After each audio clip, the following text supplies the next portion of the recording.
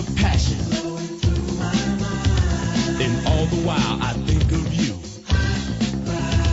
A very strange reaction. The more I see, the more I do. Baby. Tell nobody to come along, but white lies blow away. How do you retain that? Like, I mean, like, how do you, like, you know, because you're obviously around, you know, other DJs and all this stuff. I mean, like, how do you kind of keep that? I was by myself, and the only audience I had during this period was my best friend, who was my DJ partner, Easy Mike, but he would come around every now and then, and my miniature Doberman pinscher, Caesar. Caesar watched me go through this whole thing, and when I would be happy on something, he it's almost like he just understood. My dog understood what my pain and my struggle, what I was going through. And then once I showed Easy Mike, once I had it perfected, almost 4 years later, I said, Mike, look at what I'm doing to this section of the break. Watch what I'm. Wow, that's incredible.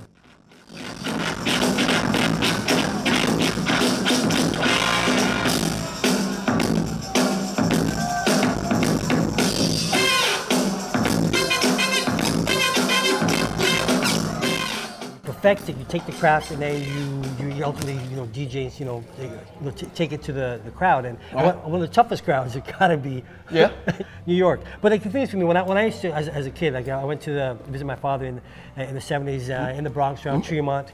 Tremont. Tremont. Yeah. Well, actually, my grandma was in Tremont. But the thing was, what I found, because I came from the UK, was just the fact that I'd be walking on the streets, and first of all, my dad would always say, "Yo, be careful! Don't look into any cars. Just be careful." But it was the music. It was the music of the street. The Bronx wasn't no war zone. It wasn't for us. It was home. But I was from the UK. Trust me, my ass was scared. I was just like, I'm from England. I'm like, and my dad said, I wanted to look in a car because I mean I was fascinated by these big cars. He goes, "Don't look at that car." Okay, yeah, whatever. But after a while, I moved through, and it was just a beautiful thing. Sure. But it was just the element of the fact of the street in terms of the actual sounds of the street. And we were very experimental with pop, rock, jazz, blues, funk, R&B, disco, alternative, Caribbean. We tried it all. Whatever at the break, if the drum solo was in a pop record, we played it.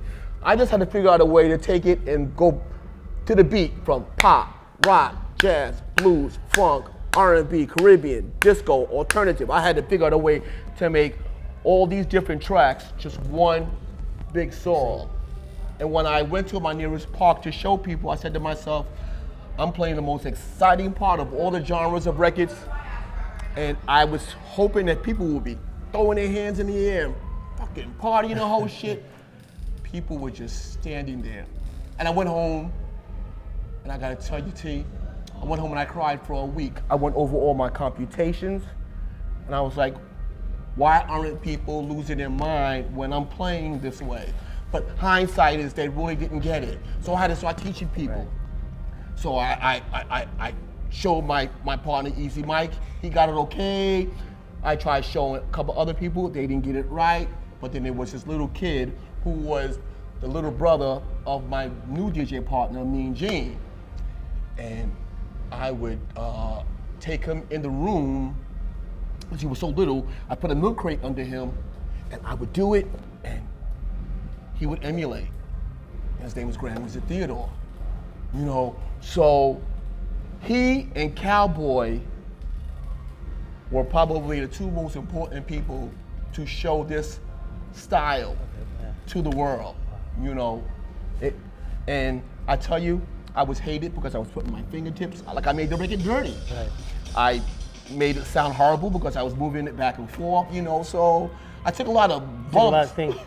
I know you're pressed for time, but I got to ask you about just the, you know, just because you're always styling. You're always, like, even back in the day, I look at pictures, you had your shit together. You know what I mean? You had to, like, I mean, but that was also part of, like, you know, the hip hop culture. I mean, you had to have the individuality, you know, and all this. Sure. You know, like, what was it for you in terms of, like, you know, getting that, you know, like, that look? I mean, we're sporting Pumas. And you know, a lot of people that, you know, especially the younger people today, they think that this just happened. Right. You know, it's like our style of dress is something we did in the late 60s, 70s, you know, and a lot of people think that the hip hop was at its grand point in the 80s. It was already 10 years in before the first rap record came on the scene, you know. So the question was, if hip hop was created in 1969 and the first rap record came out in 1979, what was hip hop doing for 10 years? That's what I'm going to do tonight. And I'm going to ask you too, obviously being, you were inducted into the Rock and Roll Hall of Fame. Yeah. Did it cement it for you in terms of that recognition? That company, I think, wasn't going to take, I was thinking they probably wouldn't. Yeah. Because every other genre, every other corporation had got it. Rock and Roll Hall of Fame, I think we were voted 3 times. So it was, year 1 was like, we're going in, and it was like, no. Then 2 years went by. You going in? No.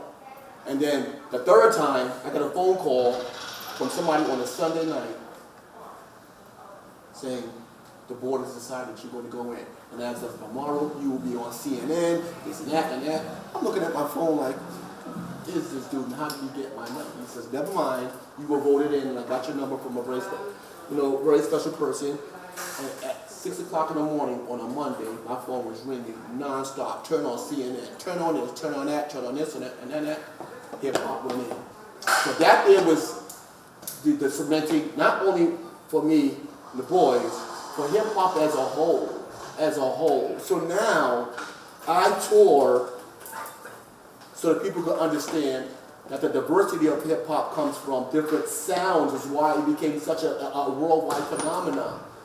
And I'm going to play some of the original samples, some of the original beats, and the whole thing tonight. And I'm going to stop and I'm going to talk to people, get their pulse, and I'm going to go back and I'm going to play.